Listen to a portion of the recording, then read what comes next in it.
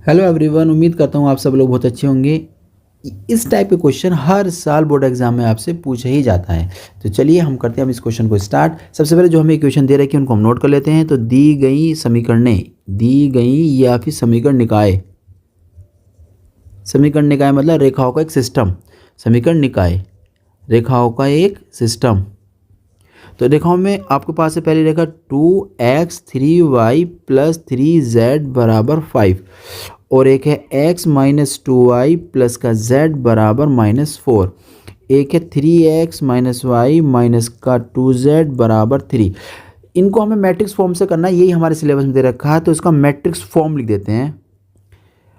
थोड़ा सा matrix form यानी कि आव्यूह रूप, हम लोग आव्यूह रूप को जानते हैं, वो होता है ax बराबर b।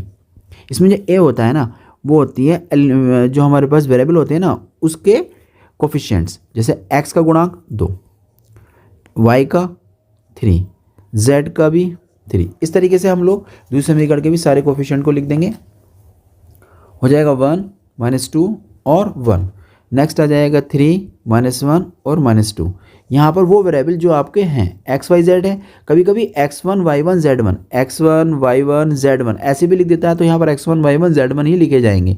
जो वेरिएबल आपको दिए जाते हैं उन्हीं को आप यहाँ नोट करेंगे। इस तरीके से आपने इसको कर दिया है।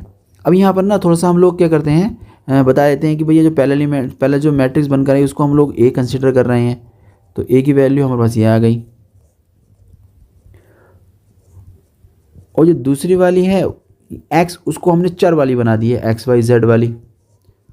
तीसरी वाली हमने बनाई है ना, वो जितने भी एलिमेंट्स यहाँ हमें दे रखे थे वो सारे के सारे हम यहाँ नोट कर देंगे।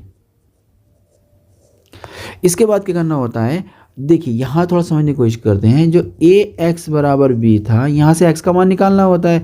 तो हम a को भेजेंगे तो इधर हो जाएगा a का इन्वर्स b, यानी कि अब हमें इन्वर्स निकालना पड़ेगा।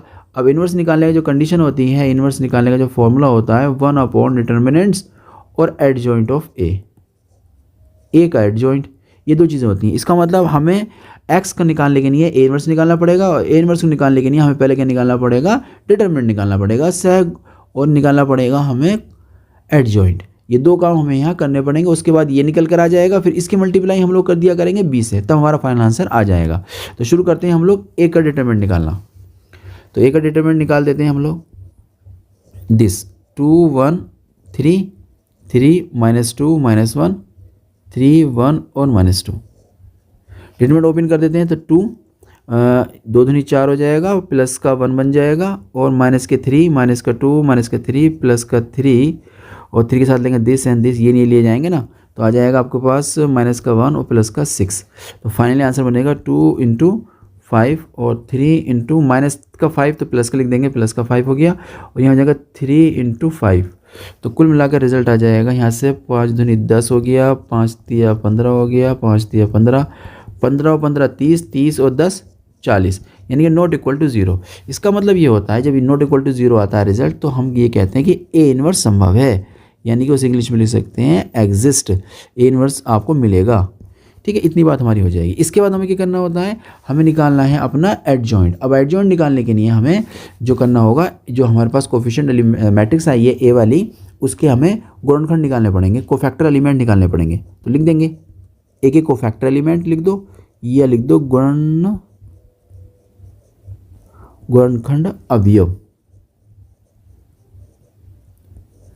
गुणनखंड अवयव हम लोग लिख देंगे। उसमें क्या होता है, a11 होता है, a11 का मतलब ये हो गया कि यहाँ से 1 और 1, इसका मतलब ये हो गया 2। ये जो रिजल्ट निकल कर आता है ऐड करने के बाद, इसका मतलब ये होता है कि इतनी बार माइनस की मल्टीप्लाई की जाएगी। अब 2 बार माइनस की मल्टीप्लाई होगी तो आगे क्या आ जाएगा, प्लस।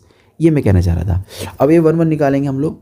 a11 निकालने के लिए ये एलिमेंट हमें लिया जाएगा, तो माइनस का 1 और माइनस का 2, माइनस का 1 और 1 और 2 लिए जाएंगे। तो इस तरीके से हम लोग क्या करेंगे, a11 निकाल लेते हैं। तो a1 माइनस का 2 हो जाएगा, 1 हो जाएगा, माइनस का 1 और माइनस का 2। रिजल्ट निकालेंगे तो 4 + 1 = 5। अब निकालेंगे a12 का मतलब हो जाएगा माइनस का रिजल्ट आएगा आगे, क्योंकि ये 1 और 2 का मतलब 3 हो गया। 3 का मतलब 3 बार माइनस की मल्टीप्लाई करेंगे तो माइनस आगे आ जाएगा। a1 निकालेंगे तो इसके एलिमेंट्स बन जाएंगे 1 1 और 3 - 2 सॉल्व करेंगे तो आ जाएगा -2 बाहर, माइनस बाहर आ जाएगा, -2 -3 बराबर हो जाएगा 5 और ये प्लस के 5 बन जाएंगे। अब निकालेंगे हम लोग 1 3 एलिमेंट निकालना है हम लोगों को, तो 1 3 एलिमेंट्स निकालेंगे। 1 3 का मतलब हो जाएगा 4, अपने प्लस का लिया जाएगा।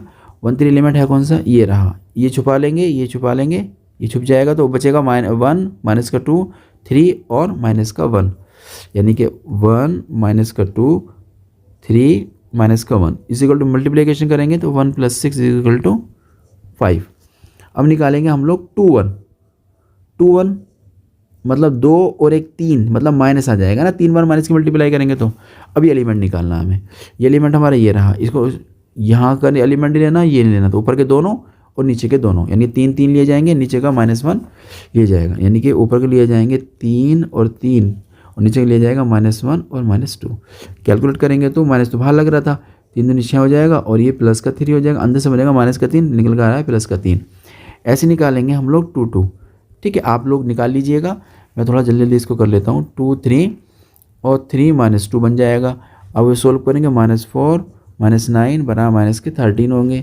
ऐसे ही आप निकालेंगे 2 3 का मतलब हो जाएगा 5 का मतलब माइनस बाहर आगे लगेगा और ये 2 और 3 आ जाएगा, रिजल्ट निकल कर आ जाएगा 3 -1। इसके बाद माइनस ये लगेंगे तो -2 बनेगा और ये 3 3 9 -9 हो जाएगा, 9 और 2 11 हो जाएगा, आगे लग रहा है माइनस तो बन जाएगा +11।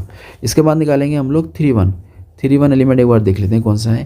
3 1 एलिमेंट होता है हमारा ये वाला, तो ये एलिमेंट 3 ये नहीं लेना और ये नहीं लेना, तो ये हमारे एलिमेंट छुप जाएंगे, ऊपर के बचेंगे 3 3 और -2 -1, यानी कि अब आ जाएगा आपके पास 3 3 -2 और 1।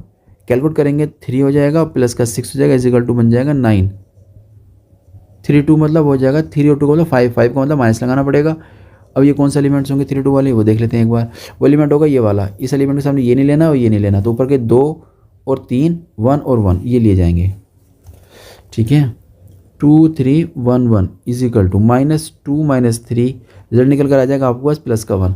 ऐसे निकालेंगे हम लोग A 3 3 एलिमेंट कौन से बनेंगे आपके 2 3 और 1 -2, ये हो जाएगा -4 -3, कुल मिलाकर हो गया -7।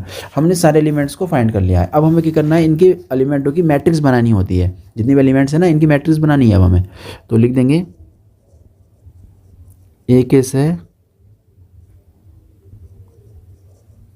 गुणनखंड अवयवों की मैट्रिक्स है ना,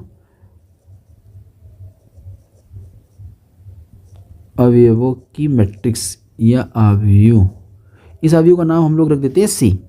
सी में कौन से एलिमेंट आएंगे, आएगा A11 A12 A13 21 22 23 31 32 33। अब इनके एलिमेंट्स को हम लोग नोट कर देते हैं। A11 एलिमेंट देखेंगे कहाँ पर है, A11 5 है 5 है 5 है, यानी कि पहली रो जो बन जाएगी वो बन जाएगी 5 5 और 5। दूसरे रो का एलिमेंट देखो, दूसरे रो का एलिमेंट एक 3 है, एक -13 है और एक दे रखा है 11, यानी कि ये हो जाएगा 3 और -13, ये हो जाएगा 11। नेक्स्ट जो हमारे पास है वो है 9 1 और -7, यानी कि बन जाएगा 9 1 और -7। इसके बाद क्या करता है हम लोग एडजॉइंट निकालेंगे। एडजॉइंट निकालना क्या होता है, सी का परिवर्त कर देते हैं। सी का परिवर्त में क्या होता है, जो रो होती है ना फर्स्ट वाली, उसको फर्स्ट कॉलम बना देंगे हम लोग। 5 5 5 3 -13 और 11, यानी कि 9 1 -7। इस तरीके से हमारे पास आगे। इसके बाद हम लोगों के पास फॉर्मूला होता है ए इनवर्स निकालने का। वो होता है डिटर्मिनेंट्स जो होता है 1/, लिख देते हैं और जो हमने एडजॉइंट निकाला है उसको यहाँ लिख देंगे। डिटरमिनेंट निकल कर आया था, हमें याद आ रहा है 40, तो और एडजॉइंट हमने यहाँ निकाल ही लिया है, यानी कि 5 5 और 5 है, ये 3 है -13 है 11 है 9 है 1 है और -7 है। इस तरीके से ये बन जाएगा। इसके बाद हम लोगों ने पीछे की क्वेश्चन लिखी थी AX = B, तो यहाँ से बन जाएगा X = A इनवर्स B। तो X का जो मान है वो है X Y और Z, और जो A इनवर्स का मान है 1/40 1/40, और ये है 5 5 और 5 3 -13 11 9 1 और -7। और जो B की वैल्यू थी वो थी 5 4 माइनस का था और 3 था, 3 4 5 4 माइनस का था। ठीक है, इतना हो जाने के बाद हम लोग बस अब मल्टीप्लिकेशन करके अपने वैल्यू एक्स वाई जेड को फाइंड कर लेंगे। मल्टीप्लाई करेंगे तो 25 आ जाएगा पहले तो 25, फिर ये करेंगे 3 4 तिया 12 हो जाएगा माइनस का, उसके बाद हो जाएगा प्लस 9 तिया 27 हो जाएगा। ठीक है, फिर ये करेंगे तो 25 और 13 चौका 52 प्लस का 52 हो जाएगा, और ये करेंगे तो हो जाएगा प्लस का 3। इसके बाद नेक्स्ट 5 से करेंगे तो 25 ही बनेगा, 11 से करेंगे 4 की तो 44 नेगेटिव आ जाएगा, 7 तिया 21 बन जाएगा। इस तरीके से आपने मल्टीप्लिकेशंस कर लिए। अब देखना रिजल्ट कितना आता है, 1/40, और यहाँ बन जाएगा तुम्हारे पास 12 कम का 13, 13 जोड़ेंगे इसमें तो बन जाएगा 40, और 3 जोड़ेंगे 52 में तो 55, 55 और 25 हो जाएगा 80।